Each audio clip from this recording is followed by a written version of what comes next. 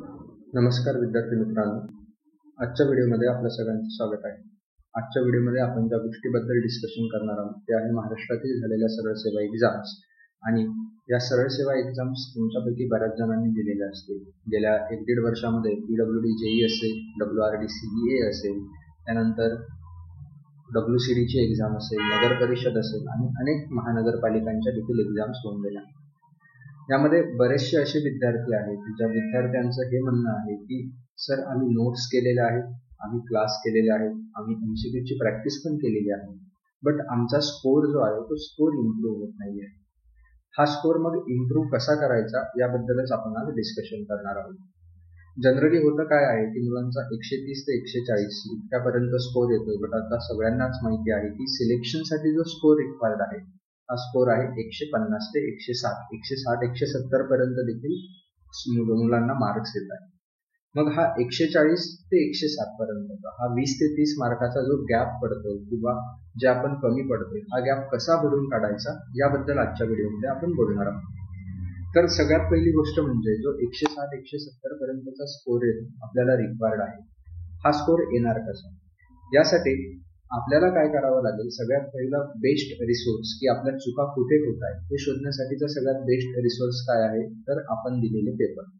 आपण चला तर मग 1 बाय 1 अनालिसिस करूया की कशा पद्धतीनं तुम्ही तुमच्याच पेपरचं अनालिसिस करून स्कोर इम्प्रूव्हमेंट करू शकता. तर आतापर्यंत जेवढे पेपर झाले, जसं की PWD JEE चा पेपर असेल ज्यामध्ये एका शिफ्टमध्ये 75 टेक्निकलचे क्वेश्चन्स होते. मग हे 75 टेक्निकलचे क्वेश्चन्स एका शिफ्टमध्ये होते. अशा 4 शिफ्ट असे 300 क्वेश्चन्स असतील. WCD चे 7 टेक्निकलचे क्वेश्चन्स अशा त्याच्याही 4 ते 5 शिफ्ट होत्या. त्यानंतर बाकी एक्झाम्स मध्येही अशाच पद्धतीने शिफ्ट्स मध्ये एक्झाम होत्या. म्हणून एकूण तुमच्याकडे 1200 क्वेश्चन्स माझ्या मते तरी असायला हवेत टेक्निकलचे सगळ्या एक्झाम्स मिळून.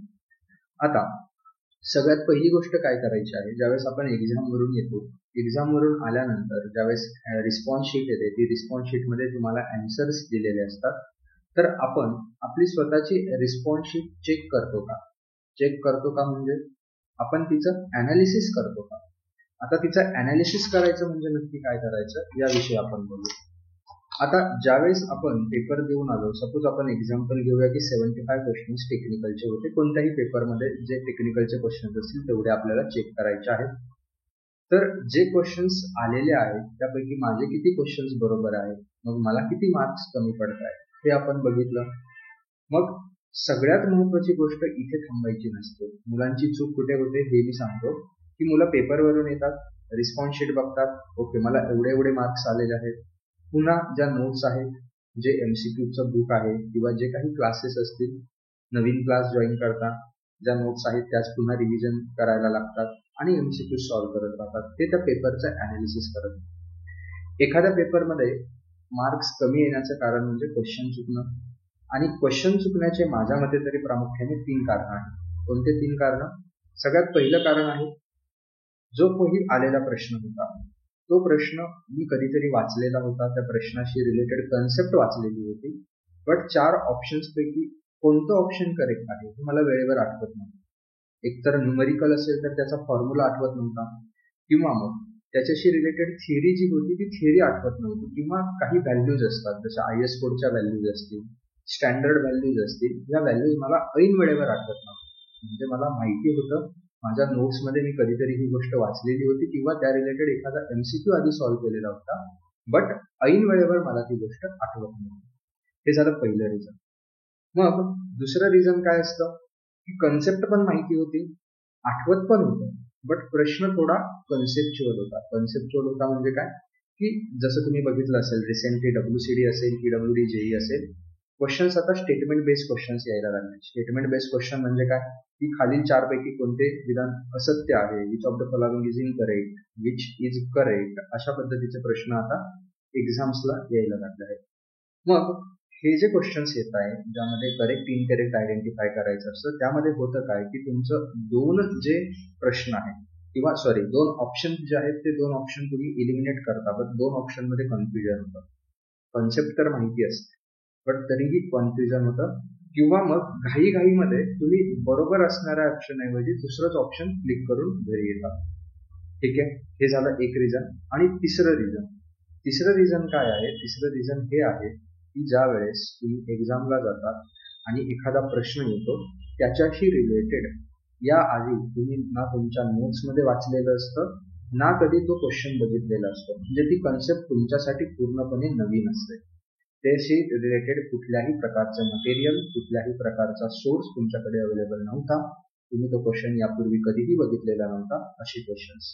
तर मग आता हे 3 क्वेश्चन्स यामुळेच हे 3 तुम्हाला मी रिझन सांगितले. त्या 3 रिझन्समुळेच मोस्टली काय होतं तुमच्या एक्झाममध्ये क्वेश्चन जो आहे तो चुकतो. मग आता हे काय करायचंय आपल्याला? तुम्ही तुमचा पेपर घ्यायचा, तुमची रिस्पॉन्स शीट घ्यायची. फक्त आता तुमच्या शिफ्टची रिस्पॉन्स शीट घ्यायची नाही. तुम्हाला काय करायचंय यामध्ये जेवढे पण पेपर येऊन गेलेले आहेत, मग तो PWD JEEचा असू दे, WCDचा असू दे किंवा WRD-CA असू दे, सगळ्यांचे टेक्निकल क्वेश्चन्स काढायचे आहेत. तुमच्याकडे जे मटेरियल आहे, ज्या नोट्स आहेत त्या नोट्स बघायच्या आहेत. ओके, त्या नोट्स एकदा बघितल्या की काय करायचं आहे तुम्हाला की क्वेश्चन्स बघायचे आहेत. सपोज PWD JEEचे 300 टेक्निकल क्वेश्चन आहेत. त्या 300 टेक्निकल क्वेश्चन पैकी तुमच्या नोट्समध्ये किती क्वेश्चनचा आन्सर अवेलेबल आहे? तुमच्या नोट्समधून किती क्वेश्चन तुम्ही करेक्टली सॉल्व्ह करू शकताय? जर मला एक सांगा, सपोज 300 पैकी तुमच्या नोट्समध्ये फक्त तुम्हाला 150 क्वेश्चनचे आन्सर मिळत आहे आणि तुम्ही हे कधी बघितलंच नव्हतं, तुम्ही कधी अनालिसिसच केलं नव्हतं. त्याचा अर्थ काय झाला की तुम्हाला तुमच्या नोट्स चेंज करायची किंवा अपडेट करायची गरज आहे. म्हणजे काय? जर एखाद्या क्वेश्चनशी रिलेटेड डेटा तुमच्या नोट्समध्ये नाहीये म्हणजे होतं काय की तुमचा सोर्स कुठेतरी कमी पडतोय आणि तुम्ही काय करताय, एक्झामवरून आले की क्वेश्चन पेपरचं अनालिसिस करत नाही, फक्त स्वतःच्या शिफ्टचं बघता. आपल्याला असं नाही करायचं. सगळ्या शिफ्टचे सगळे टेक्निकल क्वेश्चन बघायचे की का बाबा माझे क्वेश्चन्स का चुकताय, मला काय आन्सर येत नाहीये, आणि त्या रिलेटेड आन्सर जर तुमच्या नोट्समध्ये नाहीये, त्या क्वेश्चनला काहीतरी आन्सर तर आहे, कुठेतरी त्याचं सोल्युशन अवेलेबल असणार आहे, पण ते तुमच्या नोट्समध्ये नाहीये. म्हणजे मग तुम्हाला अशा नोट्स शोधायच्या आहेत की ज्या नोट्समध्ये तुम्हाला त्याचा आन्सर मिळेल. ठीक आहे, मग अशा नोट्स तुम्हाला शोधायच्या आहे, असा सोर्स तुम्हाला शोधायचा आहे. दुसरी गोष्ट, हे झालं न बघितलेल्या क्वेश्चनसाठी. एक रिझन तुम्हाला सांगितलं होतं की आलेला प्रश्न वाचलेला होता बट आठवत नाहीये. इथून तुम्हाला काय कळणार आहे की तो क्वेश्चन तुम्ही बघणार आहात अनालिसिस करत असताना. इथून तुम्हाला हे समजेल की सर मला या पर्टिक्युलर टॉपिकच्या रिव्हिजनची जास्त गरज आहे. तुम्ही पूर्णच्या पूर्ण नोट्स परत परत किती वेळेस वाचणार आहात? ते कंटाळवाणं होतं आणि बऱ्याच जणांना मग काय होतं की सर स्ट्रेस येतोय, आता अभ्यास करायची इच्छा नाही राहिली, परत परत तेच वाचतोय बट सिलेक्शन होत नाहीये. परत परत सगळ्या गोष्टी वाचायच्या नसतात. काही गोष्टी तुमच्या डोक्यामध्ये फिट झालेल्या आहेत. म्हणून मी तुम्हाला सांगतोय, तुमच्याकडे जे 1200 क्वेश्चनचा सेट आहे, हा सेट तुम्हाला यूज करायचा आहे तुमच्या अनालिसिससाठी, तुमच्या स्कोर इम्प्रुव्हमेंटसाठी. हा, एखाद्या टॉपिकशी रिलेटेड 4 ऑप्शन होते, ते 4 ऑप्शन्स मला जर समजत नाहीये किंवा त्या 4 ऑप्शन मध्ये माझं कन्फ्युजन होतंय, मला वेळेवर आठवत नाहीये, याचा अर्थ काय करायचंय, तुम्हाला तुमच्या नोट्समधून तो टॉपिक जास्त वेळेस रिवाइज करायचा आहे, नाही सगळ्या नोट्स परत परत परत परत रीड करत बसून त्यामध्ये वेळ घालवायचा. आणि तिसरं जे रिझन होतं की सर स्टेटमेंट बेस्ड क्वेश्चन्सचं काय करायचं? तिथे जाऊन अनालिसिस करता येत नाही. यासाठी तुम्हाला तुमच्या कन्सेप्ट स्ट्रॉंग कराव्या लागणार आहे आणि तशा पद्धतीच्या क्वेश्चनची प्रॅक्टिस एक्झामला जाण्याच्या अगोदर करावी लागणार आहे. म्हणजे तुमची काय वाढली पाहिजे, अनालाइज करायची पॉवर वाढली पाहिजे आणि डिसिजन मेकिंग पॉवर वाढली पाहिजे की ह्या 4 ऑप्शन्स पैकी कोणतं ऑप्शन हे जास्त करेक्ट असू शकतं. कधी कधी होतं काय, 2 ऑप्शन करेक्ट असतात, ते करेक्ट असतातच, पण त्या 2 पैकी जास्त करेक्ट कोणतं आहे. आणि आता असे क्वेश्चन्स कुठे मिळतील? असे क्वेश्चन्स तुम्हाला मिळतील इंजिनिअरिंग सर्व्हिसेस UPSC जी कंडक्ट करते तिच्या प्रिलिम्स मध्ये. तिथे तुम्हाला असे क्वेश्चन्स प्रॅक्टिससाठी मिळून जातील. मग आजचं हे आहे तुमचं स्कोर इम्प्रुव्हमेंट करण्यासाठी. याचा अर्थ तुम्हाला तुमचा स्वतःचा स्कोर इम्प्रुव्हमेंट करण्यासाठी काय यूज करायचं आहे, तुमच्या स्वतःच्या रिस्पॉन्स शीट. फक्त स्वतःची नाही तर जेवढ्या शिफ्ट असतील त्या सगळ्या शिफ्टच्या रिस्पॉन्स शीट, आलेले सगळे क्वेश्चन, त्यांचं व्यवस्थित अनालिसिस. मग तुम्हाला नक्की समजलं असेल. मी शॉर्टमध्ये समराईज करून देतो की स्कोर इम्प्रुव्हमेंटसाठी काय करायचंय. मी 3 रिझन सांगितले क्वेश्चन्स चुकण्याचे. सगळ्यात पहिली स्टेप तुम्हाला ही करायची की जेवढे पण पेपर आतापर्यंत तुम्ही दिलेले आहेत, टेक्निकलचं मी बोलतोय, त्या सगळ्यांचे क्वेश्चन्स घ्यायचे आहेत. ते सगळे क्वेश्चन्स घेतल्यानंतर सगळे फक्त तुमच्या शिफ्टचे त्या क्वेश्चन्सचं अनालिसिस करायचे. त्याला 3 कॅटेगरीमध्ये मी जसं सांगितल्याप्रमाणे डिवाइड करायचे. पहिली कॅटेगरी असेल क्वेश्चन वाचलेला होता, क्वेश्चनशी रिलेटेड कन्सेप्ट माहिती होती बट वेळेवर आठवलं नाही, ते टॉपिक तुम्हाला परत परत रिवाइज करायचे आहे. दुसरी गोष्ट, कन्सेप्ट माहिती होती पण स्टेटमेंट्समुळे कन्फ्युजन झालं. तसे क्वेश्चन्सची प्रॅक्टिस आत्तापासून करायची आहे. असं नाही की एक्झाम आली मग मी प्रॅक्टिस स्टार्ट करेल. त्यासाठी UPSCचे ESE प्रिलिम्सचे क्वेश्चन्स तुम्ही सॉल्व्ह करायला सुरू करू शकता. आणि तिसरी गोष्ट की जो काही क्वेश्चन होता आलेल्या क्वेश्चनपैकी तो क्वेश्चन मी यापूर्वी कधीच वाचलेला नव्हता.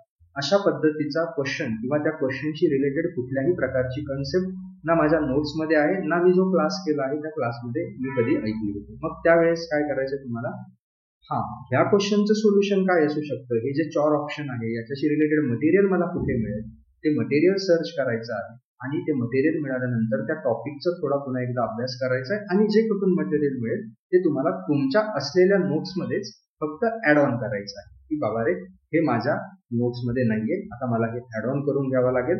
आणि अशा पद्धतीने तुमच्या कम्प्लीट नोट्स या तयार होणार आहे. हे होतं आजच्या व्हिडिओची समरी. तरी देखील काही डाऊट असतील की सर कसा स्कोर इम्प्रूव्हमेंट करावा तर तुम्ही कमेंट बॉक्समध्ये अजून तुमचे जे काही डाऊट्स असतील ते टाकू शकता. मी नक्कीच तुम्हाला हेल्प करेल. तुम्ही माझ्यापर्यंत रीच आउट देखील करू शकता. आजचा व्हिडिओ आवडला असेल, तुमच्या स्कोर इम्प्रूव्हमेंटमध्ये जर काही मदत होणार असेल तर नक्की चॅनलला सबस्क्राईब करा, व्हिडिओला लाईक करा आणि ज्या ज्या मुलं शोधत आहेत की आपला स्कोर कसा इम्प्रूव्ह करावा, कशा पद्धतीने प्रिपरेशन करावं त्यांच्यापर्यंत हा व्हिडिओ नक्की पोहोचवा. थँक्यू.